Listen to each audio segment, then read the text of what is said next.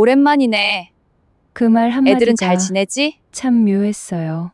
전처가 아이들 방벽 하나 넘어 바로 옆집으로 이사를 왔습니다. 그리고 그날부터 밤마다 다른 남자와 뒤엉킨 소리가 벽을 타고 넘어왔지요. 그건 신음이 아니라 저와 아이들을 향해 들이민 가장 더러운 모욕이었습니다.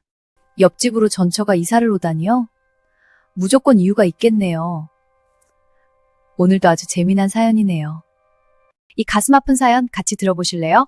구독과 좋아요 꼭 부탁드립니다. 퇴근 무렵이었어요. 해가 완전히 내려앉기 전인데도 골목 바닥에는 벌써 저녁의 눅눅한 냄새가 먼저 깔려 있었지요. 그는 늘 그렇듯 장을 봐온 비닐봉지를 한 손에 들고 다른 손으로는 아랫주머니 속 열쇠를 더듬고 있었어요. 현관 앞에 이삿짐 차가 서 있는 걸 봤을 때만 해도 그저 새 세입자가 들어오나 보다 했답니다. 아이들이 사는 집 바로 옆으로 누가 이사 오든 그 집 문패가 무슨 이름이든 그의 하루에는 아무 상관이 없는 일이라고 생각했어요. 그런데 차문이 열리고 먼저 아이 하나가 내려섰어요. 낯선 아이였지요. 5살쯤 되었을까요? 털모자를 눌러 쓴 얼굴이 제법 익숙한 표정으로 주위를 둘러보는데 그 익숙함이 그를 먼저 멈춰 세웠어요. 그 다음에 내려선 남자를 보는 순간 비닐봉지 손잡이가 손가락 마디를 더 깊이 파고들었지요. 오래전 술자리에서 어깨를 툭툭 치며 웃던 그 친구였어요. 한때는 형제보다 더 자주 얼굴을 마주했던 사람. 마지막으로 봤을 때는 그의 안에 손을 잡고 있었던 사람. 그리고 맨 마지막으로 그 여자가 내렸어요. 전처는 목도리를 고쳐매면서도 놀라는 기색이 없었어요. 보통은 사람 얼굴을 보면 눈부터 흔들리지 않습니까?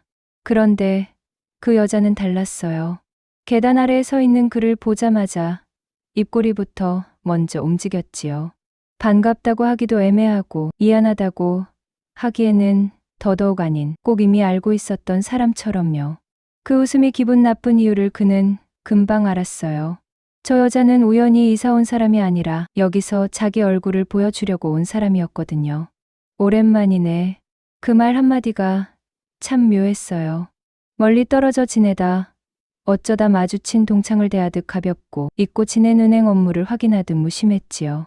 그 여자의 곁에 선 남자는 괜히 손목시계를 만지작거렸고 아이는 아무것도 모른 채 계단 모서리를 발끝으로 툭툭 차고 있었어요. 그런데도 가장 숨막히던 건 그 순간 거실 창문 안쪽에 아이들 얼굴이 떠올랐다는 사실이었어요. 큰아이는 커튼 틈으로 바깥을 보고 있었고 작은아이는 그 뒤에서 고개를 내밀고 있었지요. 자기 엄마가 자길 버리고 간 엄마가 다른 남자와 다른 아이를 데리고 바로 옆집으로 들어오는 광경을 아이들도 함께 보고 있었던 거예요. 그는 아무 말도 하지 못했어요. 싸우려면 지금 당장 멱살부터 잡아야 했을 텐데 몸은 이상하게도 계단 밑에 못 박힌 것처럼 굳어 있었지요. 비닐봉지 속 두부가 한쪽으로 기울고 대파잎이 입구 밖으로 비죽이 밀려나온 것도 그제야 보였어요. 집에 들어가면 저녁을 해야 했고 아이들 밥을 먹여야 했고 내일 입고 갈 체육복도 챙겨야 했어요. 그런데 바로 그 평범한 일들 옆으로 저 여자가 다시 들어온 거였지요. 그 여자는 짐을 나르던 기사에게 이쪽 방은 아이 방으로 쓰면 되겠네요 하고 말했어요. 아이 방이라는 말이 유독 크게 들렸답니다. 아이를 버리고 간 사람이 아이 방을 정하는 목소리를 낸다는 게 그 자체로 어딘가 잘못된 꿈 같았어요. 그는 그때서야 겨우 몸을 움직였지요. 현관문 쪽으로 발을 떼는데 전처의 목소리가 한 번 더 따라왔어요. 애들 많이 컸겠다. 그 말은 묻는 말이 아니었어요. 보고 싶었다는 말도 아니었고 미안하다는 말은 더더욱 아니었지요. 그저 자기가 넘어뜨렸던 집이 아직도 서 있는지 손으로 한번 툭 건드려 보는 사람의 말이었어요. 그는 대답하지 않은 채 집으로 들어왔고 아이들은 소리도 없이 뒤로 물러났어요. 작은아이는 그의 바지자락만 붙잡았고 큰아이는 창문 쪽을 끝내 돌아보지 않았지요. 그날 저녁 밥상 위에는 미역국이 식어갔어요. 숟가락 부딪히는 소리만 들리고 누구도 먼저 말을 꺼내지 않았답니다. 바로 옆집에 전처가 있다는 사실보다 더 무서운 건 이제부터 그 여자가 이 집 벽 하나를 사이에 두고 숨을 쉬고 웃고 움직일 거라는 거였어요. 이 집 저녁이 저 집 저녁과 나란히 붙어버렸다는 사실이 밥보다 먼저 목구멍에 걸렸지요. 그날 밤이었어요. 아이들을 겨우 재우고 나서야 그는 거실 불을 끄지 못한 채 한동안 소파 끝에 앉아 있었지요. 바로 옆집에 그 여자가 들어와 있다는 사실만으로도 집 안 공기가 달라진 것 같았어요. 작은 아이는 이불을 턱 밑까지 끌어올린 채 몇 번이나 방문 쪽을 돌아봤고 큰 아이는 말없이 커튼부터 끝까지 쳐놓았답니다. 창문을 가려도 벽 하나 붙은 현실까지 가려지는 건 아닌데 아이는 벌써 그걸 아는 얼굴이었어요. 집이 겨우 가라앉았다고 생각했던 순간이었어요. 그때였지요. 벽 너머에서 먼저 터져나온 건 여자의 숨이었어요. 짧고 가빴어요. 그 다음엔 거의 비명처럼 들렸답니다. 아니, 처음엔 정말 비명인 줄 알았어요. 작은 아이가 놀라 깰까봐 그는 몸부터 굳었지요. 심장이 덜컥 내려앉았어요. 그런데 한 번으로 끝나지 않았어요. 숨이 잠깐 멎는가 싶더니 이번에는 더 길게, 더 크게 넘어왔어요. 벽을 타고 문틈을 비집고 아이들 방문 아래까지 스미는 것 같았지요. 침대가 삐걱거렸어요. 한 번, 또 한 번. 신경을 긁는 소리였어요. 그 사이로 여자의 목소리가 섞였어요. 삼키는 사람의 소리가 아니었어요. 들키지 않으려는 기척도 아니었고요. 그는 알 수밖에 없었답니다. 저건 이 벽 하나 너머에 누가 사는지, 어느 방에 아이들이 누워있는지 다 아는 여자가 일부러 더 크게 내는 소리였어요. 그 순간부터는 귀보다 머리가 먼저 더러워졌어요. 그 얼굴이 떠올랐거든요. 자기 밑에서 늘 천장만 보던 얼굴. 눈빛은 늘 다른 데 가 있었고 입술만 겨우 벌어졌다 닫히던 얼굴. 사람하고 눕는 게 아니라 체온 없는 인형 옆에 누운 것 같아서 끝나고 나면 오히려 제가 더 민망해지곤 했던 그 얼굴이었지요. 그런데 바로 그 여자가 저 벽 너머에서 지금 저런 소리를 내고 있었어요. 침대가 또 삐걱였어요. 여자가 울 듯한 숨을 길게 뽑았어요. 크고 적나라하고 무엇보다 망설임이 없었지요. 자기가 만질 때는 돌처럼 굳어있던 몸이 지금은 다른 남자 밑에서 일부러 목청을 높이고 있다고 생각하는 순간 속이 뒤집혔어요. 모욕이라는 말로는 모자랐어요. 분노라는 말도 한참 모자랐고요. 목구멍 안쪽이 뜨거워졌고 손끝은 서늘하게 떨렸답니다. 저건 섹스가 아니었어요. 선언이었어요. 나는 여기 있다고, 너는 이걸 듣게 될 거라고. 너는 이런 식으로 짓밟혀도 되는 사람이라고. 저 여자가 자기 몸으로 벽을 두드리며 들이대는 선언이었지요. 침대가 다시 울었어요. 그는 천장을 올려다봤어요. 한때 그 여자와 같은 방에 누워 같은 천장을 보던 사람처럼요. 그는 먼저 아이들 방문부터 갔어요. 작은 아이는 잠이 덜 든 얼굴로 이불 속에서 몸을 웅크리고 있었고 큰 아이는 벌써 베개 밑에서 이어폰을 더듬어 꺼내 귀에 끼고 있었지요. 그 순간 그가 가장 견딜 수 없었던 건 그 소리가 야하다는 사실이 아니었어요. 저건 욕정이 아니라 조롱이구나. 그걸 알게 된 일이었지요. 벽 너머의 그 여자와 그놈이 매일 밤 같은 말만 되풀이하는 것 같았어요. 내 집 바로 옆에서 내가 제일 싫어할 방식으로 살겠다고요. 그는 아이들 방문을 닫아주고 거실로 나왔어요. 텔레비전을 켜두면 좀 가려질까 싶어 리모컨을 집었다가 금세 다시 내려놓았지요. 자막이 떠오르고 웃음소리가 나오는 예능 프로그램이 저 소리 위에 덮이는 걸 상상하니 더 기분이 나빴거든요. 그는 싱크대 앞에 서서 컵에 물을 따랐어요. 컵 안쪽을 때리는 수돗물 소리가 유난히 맑게 들렸고 손끝은 차가운 유리에 붙은 물방울 때문에 젖어갔지요. 그런데도 벽 너머 소리는 끊어지지 않았어요. 한참 뒤 모든 게 뚝 끊겼을 때 그는 오히려 더 천천히 숨을 쉬었어요. 끝났기 때문이 아니라 이제 이게 한 번으로 끝나지 않겠구나 싶어서였지요. 그 여자는 늘 그랬어요. 남을 찌를 땐 한 번만 찌르지 않았거든요. 상대가 어디까지 참는지, 어느 대목에서 표정이 무너지는지 그걸 확인할 때까지 천천히 밀어붙이는 사람이었어요. 벽에 기대선 그는 결국 새벽이 다 되어서야 소파에 등을 붙였고 해가 뜨기 전에 다시 눈을 떴답니다. 아침 복도에서 그 여자를 마주쳤을 때 전처는 쓰레기 봉투를 한 손에 들고 있었어요. 머리는 막 감고 나온 사람처럼 젖어 있었고 입술엔 옅은 색이 얹혀 있었지요.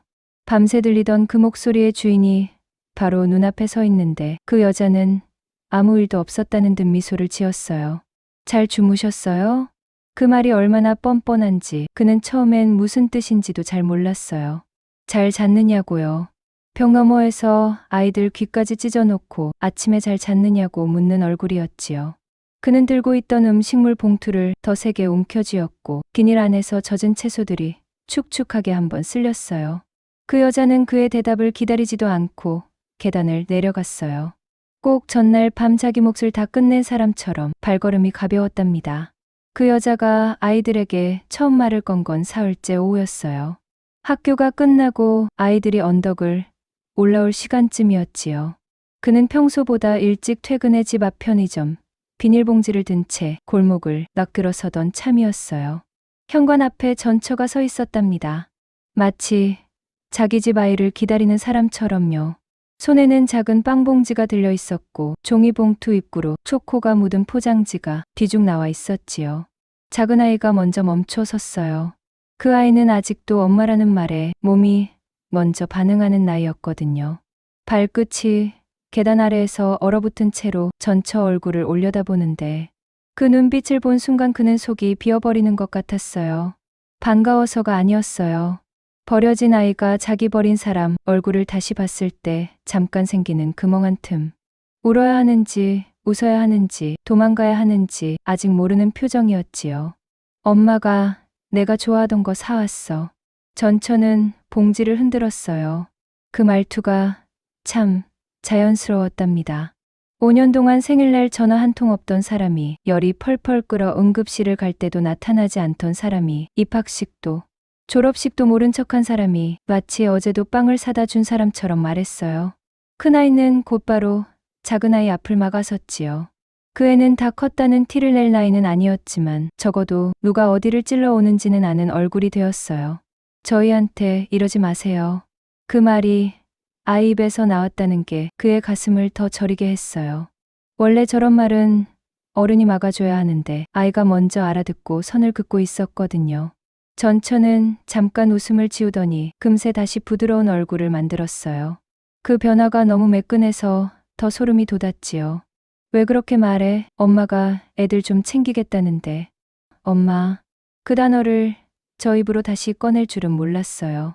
큰아이는 아무 말도 하지 않고 작은아이 손목을 잡아 끌었고 작은아이는 빵봉지를 한 번 더 쳐다봤어요. 그 짧은 시선 하나가 그를 찔렀답니다. 아이는 배신한 사람을 미워하면서도 한 번쯤은 자기를 위해 뭘 들고 나타나 주길 기다렸던 거예요. 그 기다림이 완전히 죽지 않았다는 사실이 아버지인 그에게는 가장 아픈 부분이었지요. 그가 그제야 걸음을 서둘러 다가갔어요. 전처는 그를 보자 오히려 반가운 사람이라도 만난 듯 고개를 돌렸고 손에 든 종이봉투를 작은아이 쪽으로 더 내밀었지요. 애들 간식 좀 챙겨주는 게 그렇게 싫어요? 그는 대꾸하지 않았어요. 종이봉투를 낚아채듯 받아들었고 안을 보지도 않은 채 다시 전처 쪽으로 돌려줬지요. 빵 냄새가 달았어요. 막 구운 빵집 냄새 말고 오래 손에 들고 다녀 종이봉투에 베어든 설탕 냄새였어요. 아이들은 그 사이 현관 쪽으로 도망치듯 올라갔고 큰아이는 문을 여는 손이 떨렸어요. 전처는 그걸 보고도 미안한 얼굴을 하지 않았어요. 오히려 입술 끝에 묘한 웃음을 남긴 채 그를 봤지요. 당신 혼자 잘 키운 척은 하지 마. 그는 그 말에 바로 대꾸하지 못했어요. 사람이 너무 억울하면 말이 먼저 안 나온다는 걸 그때 또 알았지요. 혼자 잘 키운 척이라니요. 밤새 열나는 아이 몸 닦아준 손도 학원비 모자랄까 통장 잔액을 몇 번씩 들여다본 밤도 운동회 도시락 뚜껑의 이름 적던 아침도 전부 척이었다는 말이잖아요. 전처는 그가 아무 말도 못하는 걸 확인한 사람처럼 고개를 끄덕였어요. 꼭 예상한 답을 들은 듯한 얼굴이었지요. 그리고 계단을 내려가면서 마지막으로 작은아이가 막 닫은 문 쪽을 향해 조금 크게 말했어요. 엄마, 또 올게. 그 말이 닫힌 현관문에 부딪혀 집 안으로 들어갔어요. 그는 그 자리에서 한참 서 있었답니다. 손에는 받지도 않은 빵봉지의 설탕 냄새만 남았고 계단 아래로 내려가는 저 여자의 발뒤꿈치가 작은 돌멩이를 차는 소리까지 이상하게 크게 들렸어요. 그는 그제야 알았어요. 저 여자는 아이들을 사랑해서가 아니라 아이들 마음속 빈자리를 만져보러 온 거였다는 거려.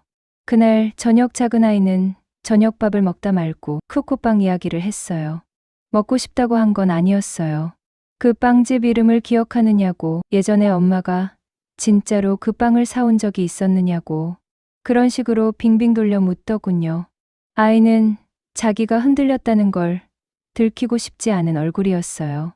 젓가락 끝으로 김치 줄기만 자꾸 찢고 있었고 밥알은 숟가락 가장자리에 붙은 채로 식어가고 있었지요.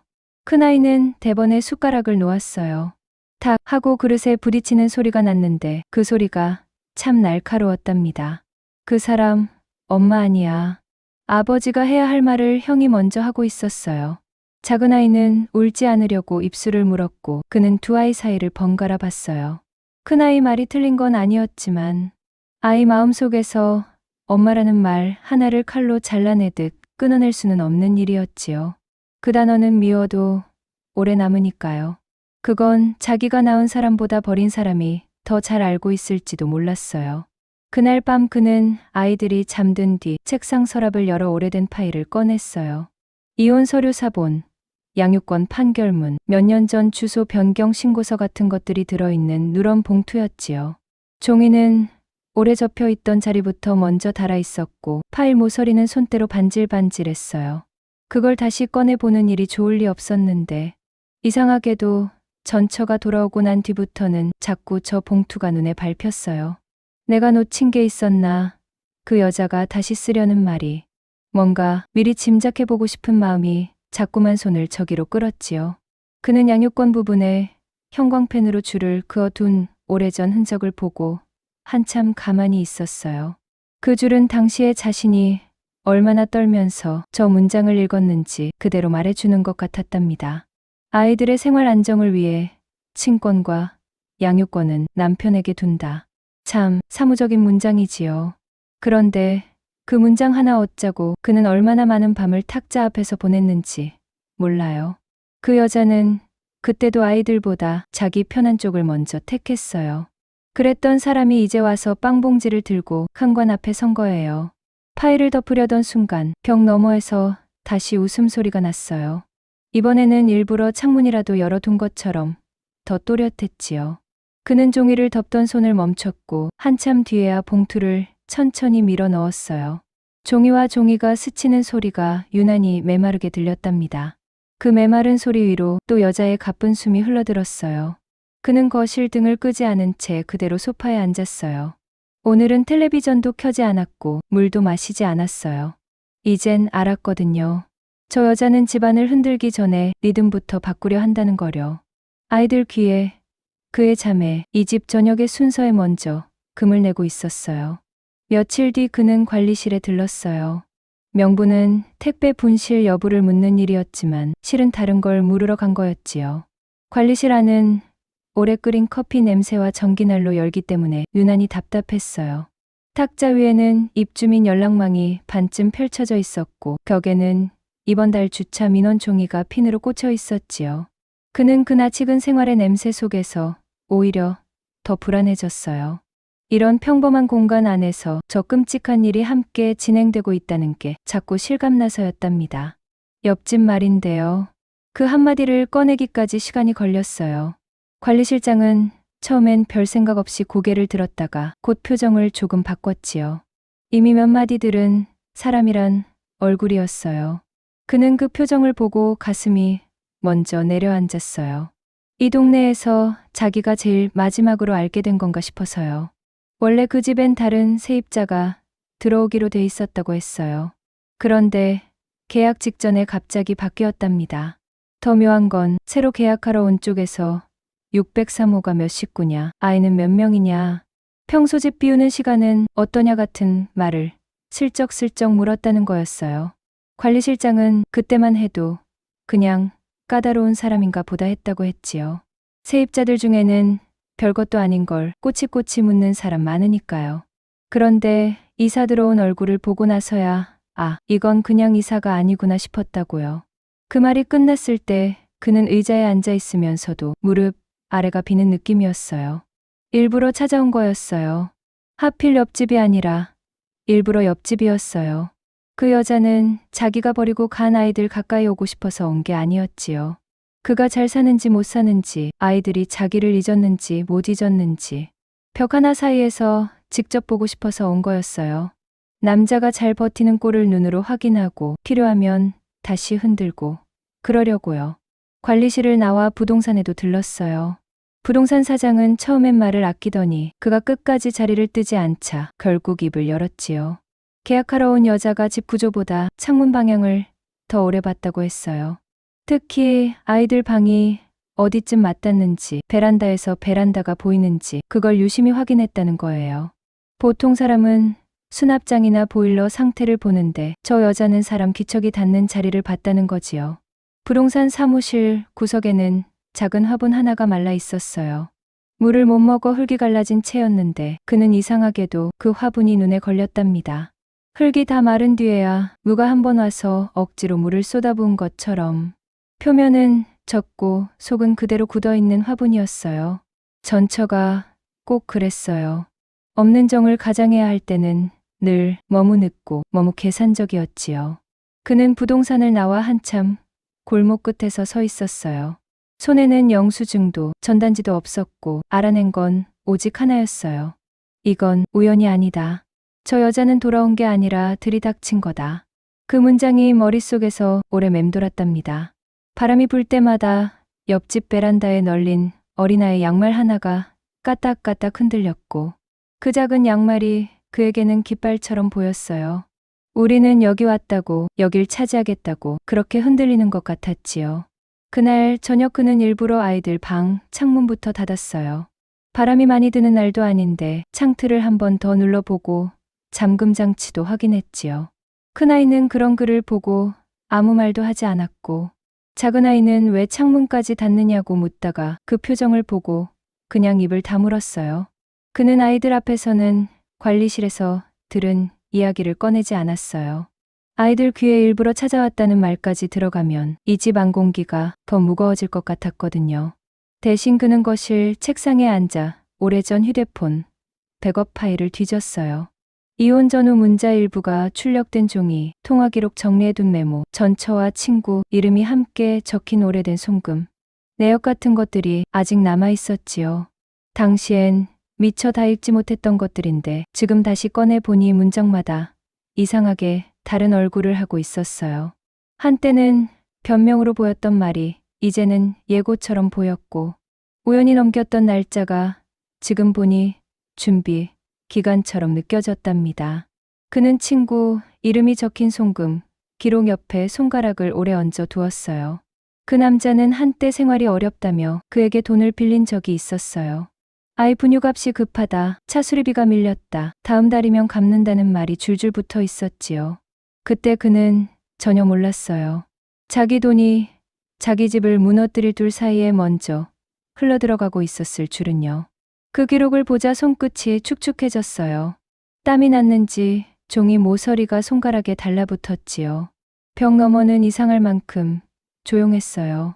맞췄어요. 한두 번이 아니었어요.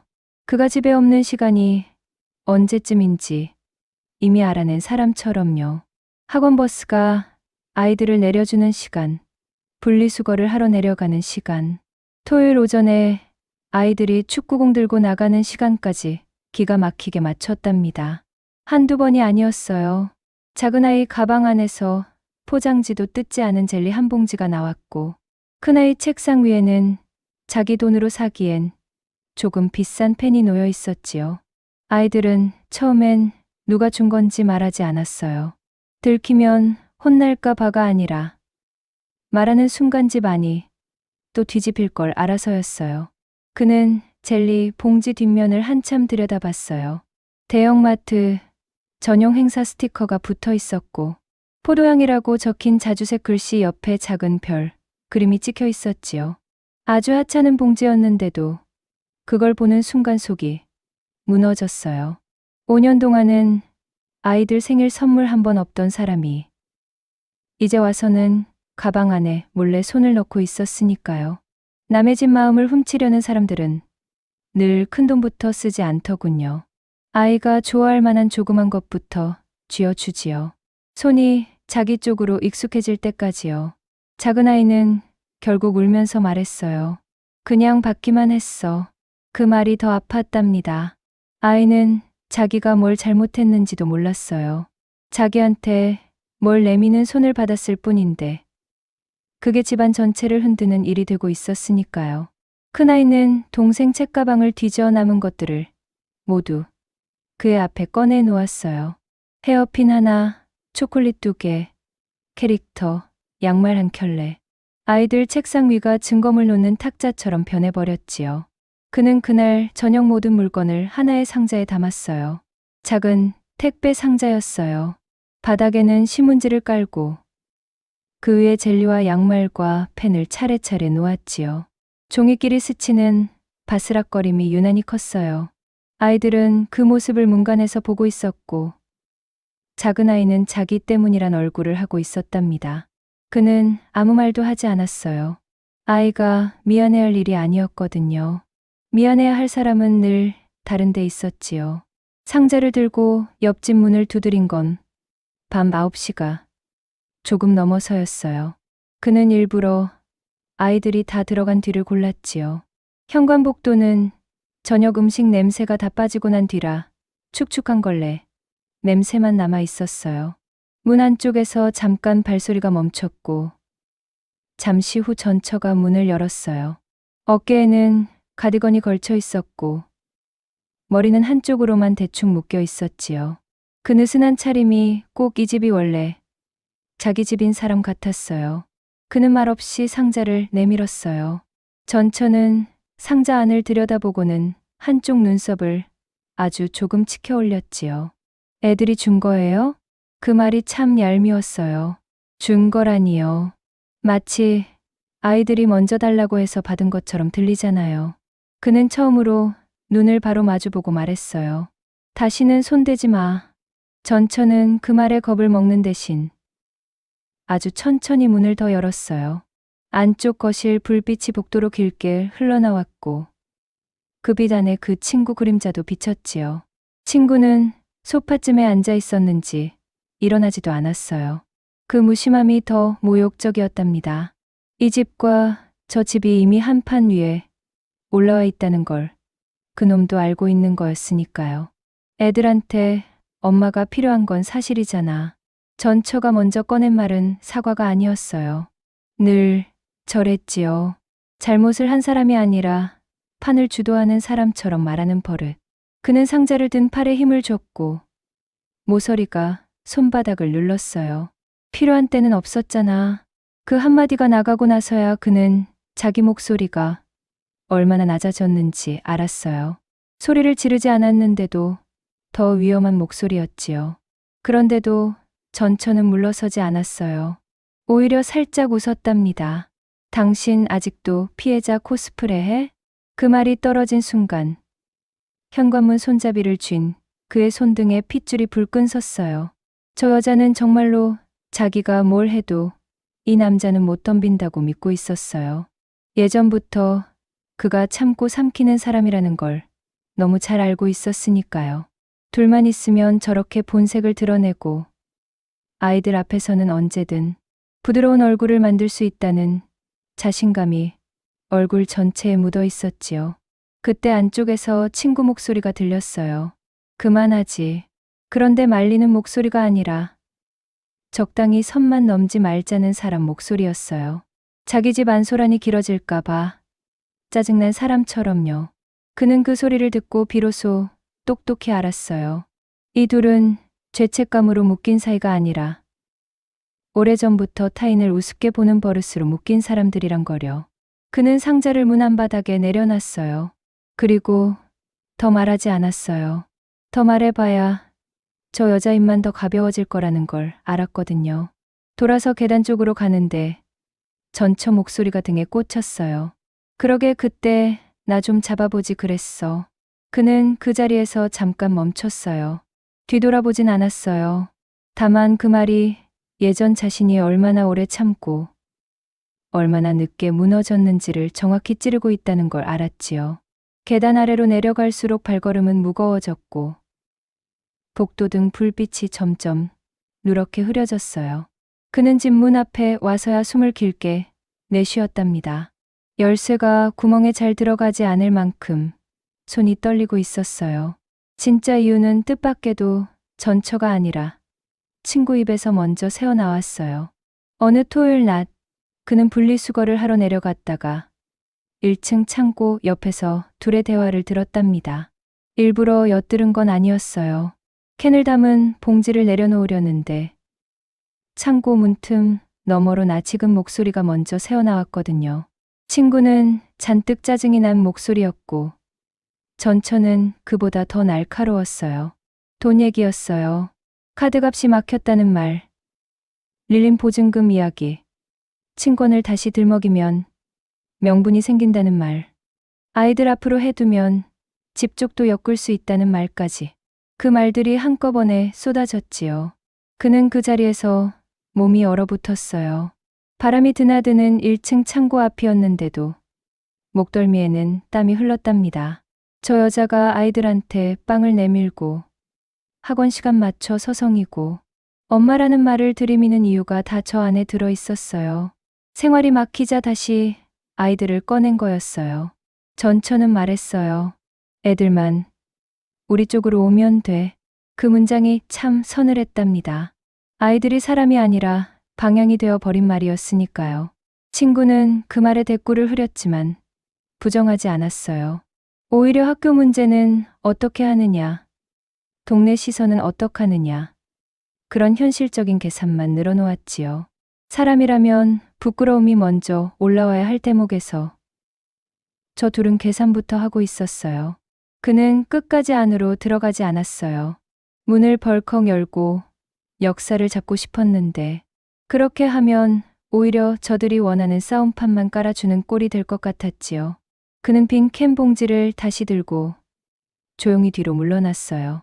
캔들이 부딪히며 깡, 깡 소리를 냈는데 그 소리가 너무 크게 울려 잠깐 심장이 멎는 줄 알았어요. 다행히 안쪽 사람들은 못 들은 모양이었지요. 집으로 올라오는 계단이 유난히 길었어요. 손잡이를 잡은 손에 알루미늄 냄새가 배어 있었고 발바닥은 계단 철판의 차가움을 그대로 밟고 올라왔답니다. 문을 열고 들어오자 아이들 방에서는 연필 긁는 소리가 났어요. 큰아이는 문제집을 풀고 있었고 작은아이는 색연필로 무언가를 칠하고 있었지요. 아이들 머리 위로 형광등 불빛이 하얗게 내려앉아 있었어요. 그 평범한 장면이 그의 목을 더 졸랐답니다. 저 아래에서는 아이들을 명분으로 돈 얘기를 하고 있었는데 정작 아이들은 숙제나 하고 있었으니까요. 그 차이가 너무 끔찍했어요. 그날 밤 그는 처음으로 아이들 통장을 꺼내봤어요. 서랍 깊은 곳에 넣어둔 작은 통장이었지요. 아이들 이름이 적힌 표지 위로 손바닥을 오래 올려 두었답니다. 통장은 별다를 것 없는 종인데도 그날은 꼭 아이들 몸처럼 느껴졌어요. 누가 손대면 안 될 것, 누가 명분으로 삼으면 안 될 것. 전처가 저 아래에서 흘린 말 때문에 이제는 돈도 더럽게 느껴졌지요. 그는 냉장고 문을 열었다 닫고 수도를 틀었다 잠그고 다시 통장을 들여다봤어요. 마음을 가라앉히려는 사람이 흔히 하는 쓸모없는 움직임들이 자꾸 이어졌답니다. 벽 너머는 그날도 조용했어요. 오히려 더 조용했지요. 무슨 일을 꾸미는 사람들은 때로 너무 태연해서 더 무서울 때가 있어요. 그는 아이들 보험증서와 주민등록등본 사본이 든 봉투까지 한데 모아 다시 정리했어요.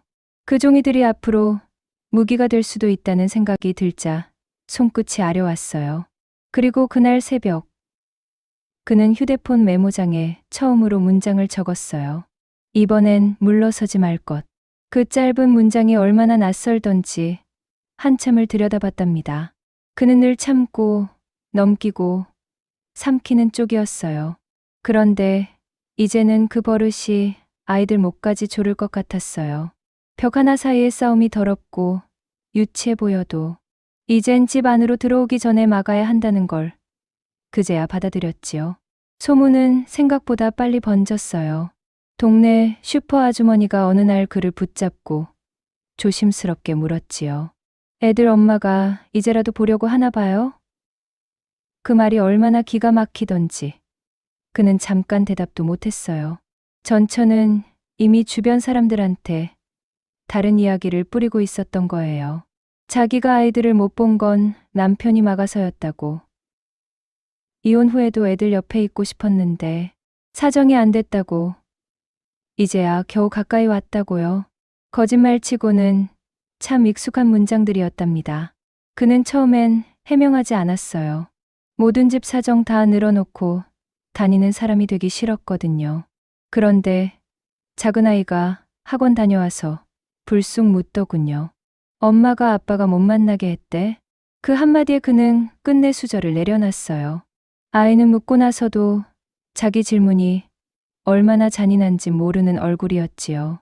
그저 확인하고 싶었던 거예요. 자기가 버려진 건지, 누가 막은 건지, 이야기 중 어떤 게 진짜인지. 큰아이는 곧바로 그 말 믿지 마 하고 잘랐지만 이미 질문이 나온 뒤였어요. 저 여자는 이제 아이들 기억까지 건드리기 시작한 거였지요. 그는 그날 밤 아이들을 앉혀놓고 처음으로 조금 더 길게 말했어요. 엄마를 욕하지는 않았어요. 그건 아이들 귀에 오래 남으니까요. 대신 사실만 말했지요. 엄마는 떠났고 아빠는 막지 않았고 법으로도 이미 정리된 일이었고 만나고 싶었다면 방법은 있었다고요. 그 말들을 고르는 내내 입안이 말랐어요. 아이들 앞에서 진실을 말하는 일이 늘 쉬운 건 아니지요. 진실이 아이 마음을 다치게 할 때는 더 그랬어요. 작은 아이는 듣다가 조용히 울었고 큰아이는 끝까지 울지 않았어요. 대신 손톱으로 바지 솔기를 계속 문질렀답니다. 그 애는 울음 대신 버티는 쪽이었어요. 그는 두 아이를 끌어안았어요.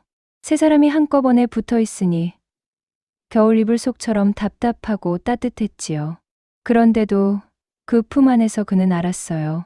이제는 침묵하면 안 된다고. 저 여자가 기억을 바꾸는 속도가 생각보다 빠르다는 거려.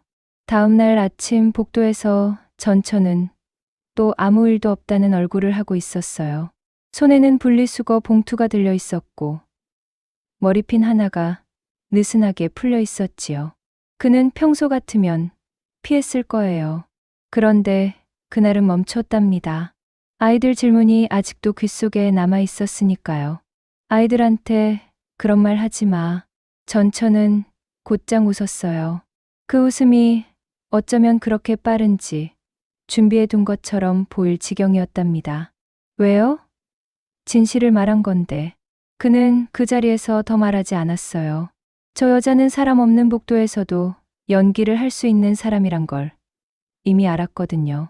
그런데도 그 순간만큼은 분명히 봤어요.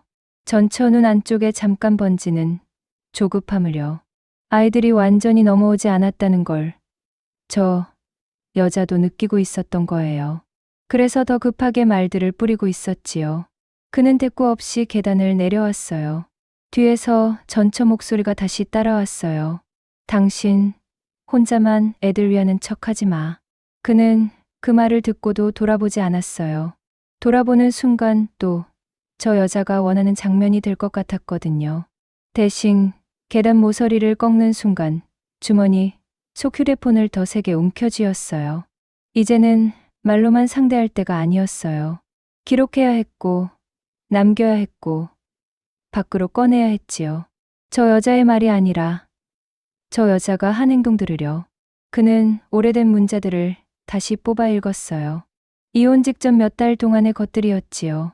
전처는 늘 바빴고 친구는 늘 곤란했고 둘 다 이상하리만큼 그의 집 사정에는 관심이 많았어요. 아이들 학원비가 언제 빠져나가는지, 전세 계약이 언제 끝나는지, 보험 만기일이 언제인지, 당시엔 그저 가까운 사람들끼리 오가는 말이라고 생각했답니다. 그런데 지금 다시 줄을 따라 읽자 그 모든 질문이 정보를 캐내는 손처럼 보였어요. 친구는 한 번도 자기 형편만 털어놓지 않았어요. 늘 그의 사정을 먼저 물었지요. 요즘 회사는 어때? 통장은 좀 숨통 트였냐? 애들 학교는 언제 바뀌냐? 그런 말들이 그땐 위로처럼 들렸는데 지금은 도면 위에 선을 긋는 사람 질문 같았어요. 어디를 건드리면 제일 잘 무너지는지 미리 재보는 식의 말들이었지요. 전처도 다르지 않았어요. 아이들 일정은 기억 못하면서 생활비, 흐름은 정확히 알았답니다. 그는 당시 녹음은 없었지만 남겨둔 계좌이체 기록과 캡처본, 이혼 조정 당시 주고받은 문서들을 날짜별로 정리했어요. 종이를 바닥에 펼쳐놓으니 거실이 작은 조사실처럼 변했어요. 아이들은 방문 안에 있었고 그는 거실 바닥에 무릎을 꿇은 채 종이 사이를 오갔지요. 종이 모서리에 무릎이 눌릴 때마다 약한 통증이 올라왔어요. 그런데 그 통증이 오히려 정신을 붙들어 줬답니다. 무너질 일이 아니라는 뜻 같아서요. 그 밤 그는 처음으로 대신이 충동이 아니라 설계였다는 문장까지 떠올렸어요. 그 문장을 생각하자 가슴이 더 이상 뜨거워지지 않았어요. 오히려 차가워졌지요. 차가운 쪽이 오래 가더군요. 사람을 살리는 것도 끝까지 가는 것도요. 정리하다가 그는 한 장의 사진을 발견했어요. 오래전 캠핑 사진이었지요. 그와 전처 그리고 친구가 함께 웃고 있었어요.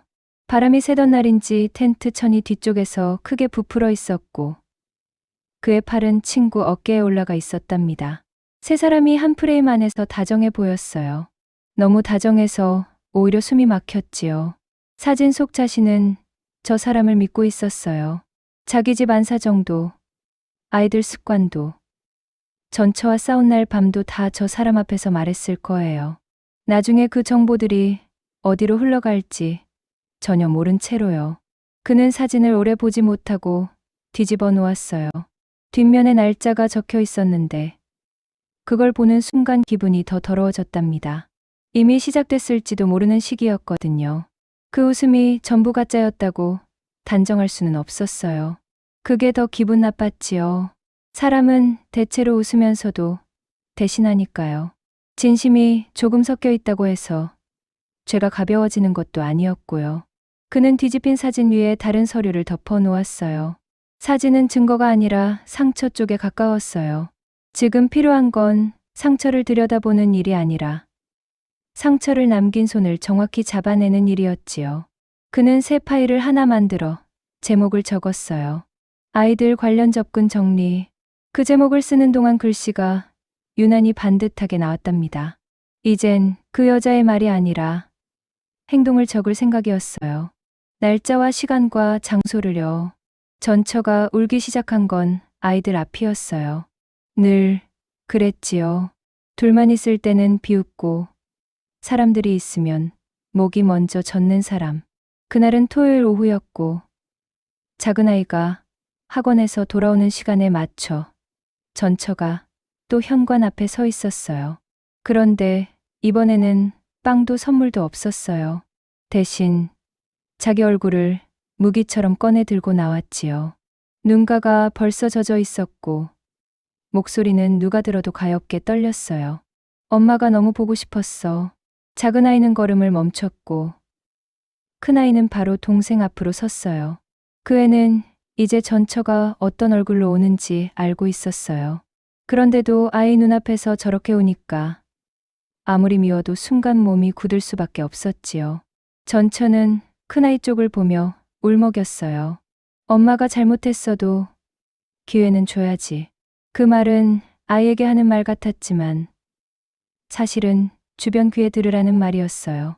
마침 계단 아래에서 이웃 한 사람이 올라오고 있었거든요. 전처는 그 발소리까지 계산한 사람처럼 한쪽 손으로 눈가를 눌렀어요. 눈물은 가리고 표정은 더 불쌍해 보이게 만드는 동작이었지요. 그때 큰아이가 입을 열었어요. 목소리가 떨리지 않았어요. 오히려 너무 또렷해서 복도 공기가 잠깐 멈춘 것 같았답니다. 그때는 왜 안 왔어? 전처가 눈을 들었어요. 큰아이는 한 번도 시선을 피하지 않았지요. 내 생일 때도 안 왔고, 동생 아팠을 때도 안 왔고, 운동회 때도 안 왔고, 졸업식도 안 왔잖아. 하나씩 새는 말이 칼날 같았어요. 설명도, 욕도 아니었어요. 그냥 날짜들이었지요. 아이가 5년 동안 기다리다가 굳어버린 날들이 그대로 입 밖으로 나오는 것 같았답니다. 작은 아이는 그 말을 듣다가 결국 울음을 터뜨렸고 전처는 그 울음소리에 잠깐 흔들렸어요. 자기가 만든 눈물 말고 아이 진짜 울음이 나오자 얼굴이 어색해졌지요. 그 순간 옆집 현관문이 열렸어요. 전처와 친구 사이에서 나온 아이가 문틈에 서 있었답니다. 자기 엄마가 다른 아이들 앞에서 우는 걸 보는 얼굴이었어요. 아이는 아직 아무것도 모르겠지요.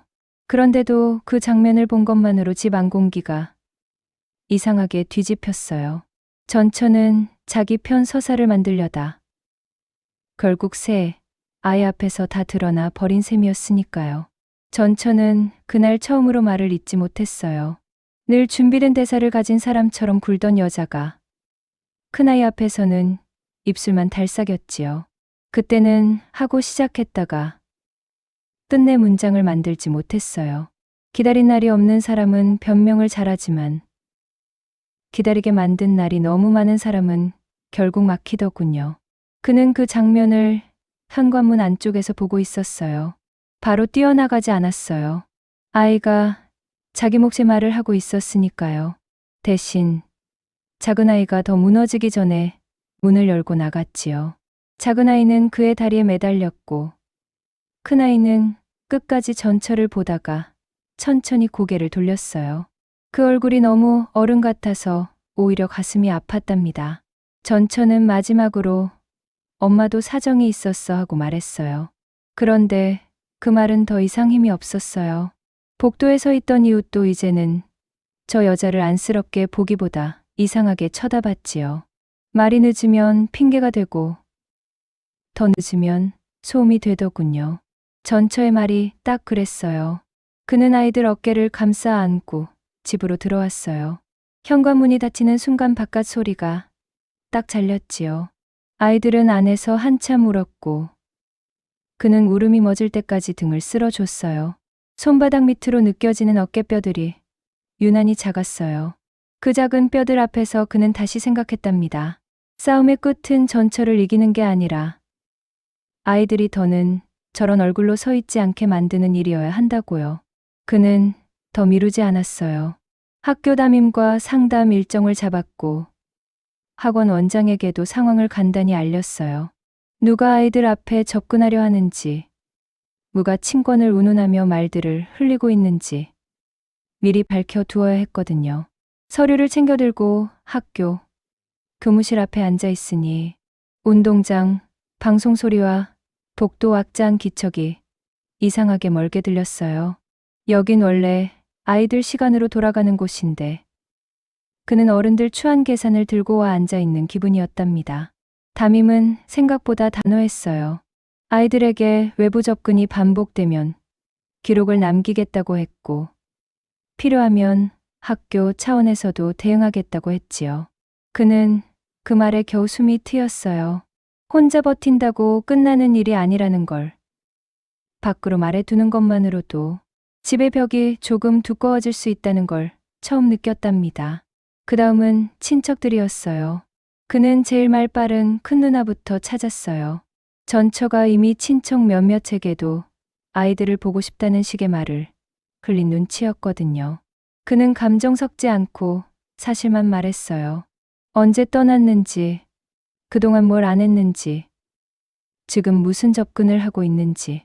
큰 누나는 한참 듣다가 결국 욕을 했어요. 그 거친 한마디가 오히려 위로였답니다. 누군가가 자기 대신 분명하게 선을 그어주는 느낌이었거든요. 그는 하나씩 바깥을 정리했어요. 아이들 주변 사람들에게 미리 알리고 전처가 거짓말을 퍼뜨릴 자리들을 줄이고 기록은 날짜 순으로 정리했지요. 집은 여전히 불안했지만 이제는 여기저기 못이 박히는 기분이었어요. 흐물거리던 벽에 틀이 생기기 시작한 것 같았답니다. 옆집은 점점 조용해졌어요. 조용하다는 게 평화롭다는 뜻은 아니었지요. 숨죽이고 다음 수를 보는 사람들처럼 조용했어요. 전처는 더 이상 대놓고 아이들 앞에 서지 않았고, 친구는 복도에서 마주쳐도 먼저 눈을 피했어요. 그게 오히려 그의 마음을 더 굳게 만들었답니다. 저 사람들이 처음으로 손해를 계산하기 시작했구나 싶어서요. 며칠 뒤엔 친척 한 명에게서 전화가 왔어요. 전처가 자기가 오히려 쫓겨난 사람처럼 말하다가 되레되묻는 몇 마디의 말을 흐렸다는 거예요. 학교 쪽에서도 아이들에게 이상한 접근은 없었다고 알려왔고, 학원 차량 기사도 모르는 사람이 말을 걸면 바로 연락하겠다고 했지요. 아주 작은 것들이었지만 그 작은 것들 덕분에 그는 비로소 저 여자가 처음처럼 마음대로 흔들 수는 없게 됐다는 걸 느꼈어요. 그날 밤 그는 거실 불을 평소보다 늦게 껐어요. 아이들은 각자 방에서 잠들어 있었고 벽 너머는 적막했지요. 몇 주 만에 처음으로 그 적막이 모욕처럼 들리지 않았어요.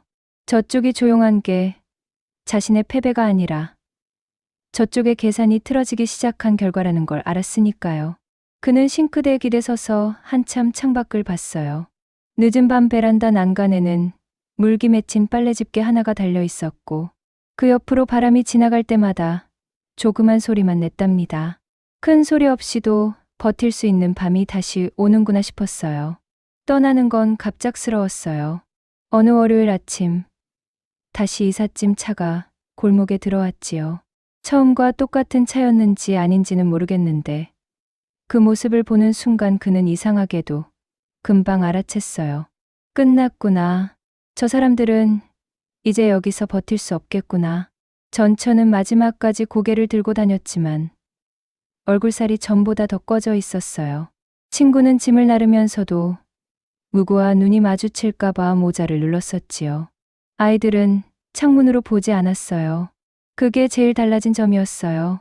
처음엔 창문에 붙어 얼어붙듯 바라보던 아이들이 이번에는 식탁에 앉아 아침밥을 먹었답니다. 작은 아이는 계란말이만 골라 먹고 있었고, 큰 아이는 체육복 지퍼를 반쯤 올린 채 우유를 마셨지요. 바깥에서 짐 나르는 소리가 들려도 무구 하나 커튼을 젖히지 않았어요. 이제 저 집 일이 자기 하루를 다 삼키게 두지 않겠다는 얼굴들이었어요. 그는 일부러 아이들 앞에서 아무 말도 하지 않았어요. 다만 밥그릇을 들어 싱크대에 옮기다가 잠깐 창밖을 봤지요. 전처가 상자 하나를 들고 차 쪽으로 가다가 한번 이쪽을 올려다봤어요. 그 눈빛엔 처음 이사 오던 날의 웃음이 없었어요. 대신 묘하게 비어 있었지요. 사람 마음을 다 흔들고도 끝내 가져갈 게 없을 때 남는 얼굴이 바로 저런 걸까 싶었답니다. 그는 커튼을 천천히 닫았어요. 마지막 인사도 마지막 말도 필요 없었어요. 저 사람들한테는 오래전부터 늘 말이 너무 많았거든요. 이 집엔 이제 더 이상 말보다 밥 냄새가 먼저 돌아야 했어요. 학교 갈 시간, 분리수거하는 시간, 저녁 반찬 식는 시간, 그런 평범한 것들이요. 그는 그 평범함이 얼마나 힘들게 지켜낸 것인지 이제야 알았어요. 그날 저녁 밥상은 오래전과 비슷했어요. 된장국이 식탁 한가운데 놓였고 김이 조금 식은 계란말이 접시가 옆에 있었지요. 작은 아이는 학교에서 있었던 일을 먼저 꺼냈고, 큰 아이는 체육 시간에 넘어졌다는 말을 별일 아니라는 듯 덧붙였어요. 그 말들이 얼마나 고마웠는지 몰라요. 집 안의 대화가 다시 집 안의 대화가 되었거든요. 옆집 소리도, 복도 눈치도, 누가 누구에게 뭐라고 했다는 말도 아닌 그냥 오늘 하루 얘기요. 밥을 먹다 작은 아이가 불쑥 물었어요. 아빠, 오늘은 조용하네. 그 말에 그는 숟가락을 잠깐 멈췄다가 금세 다시 국을 떴어요. 이제 원래대로 가는 거지. 그 말은 아이들한테 하는 말이면서 동시에 자기 자신에게 하는 말 같았답니다. 원래대로. 그 원래가 얼마나 먼데 있었는지, 얼마나 더럽게 흔들렸는지 이제와 굳이 설명할 필요는 없었어요. 아이들은 이미 다 지나온 얼굴들이었으니까요. 저녁을 치운 뒤 그는 싱크대 앞에 서서 손을 닦았어요. 물줄기가 손등을 타고 흘러내리고 설거지한 그릇들이 선반 위에서 물기를 떨구고 있었지요. 창밖은 조용했고 벽 너머는 더 조용했어요. 그런데 그 조용함이 이제는 비어 보이지 않았답니다. 집 안에 아이들 숨소리가 있고 방마다 벗어둔 양말이 있고 내일 준비해둘 책가방이 있었으니까요. 살아있는 집의 조용함이었어요. 그는 거실 불을 끄기 전에 한 번 더 아이들 방 문틈을 봤어요. 큰아이 방에서는 책 넘기는 소리가 났고 작은아이 방에서는 고른 숨이 먼저 나왔지요. 그는 문손잡이에 손을 올렸다가 그냥 떼었어요. 더는 자꾸 확인하지 않아도 될 것 같은 밤이었거든요. 벽 하나 때문에 시작된 악몽은 그렇게 끝났어요. 그렇다고 지난 세월이 사라지는 건 아니었지요. 다만 그는 이제 그 시간을 부끄러움으로 기억하지 않기로 했답니다. 버틴 시간은 구차한 게 아니라 끝내 아이들 저녁밥을 지켜낸 시간이었으니까요.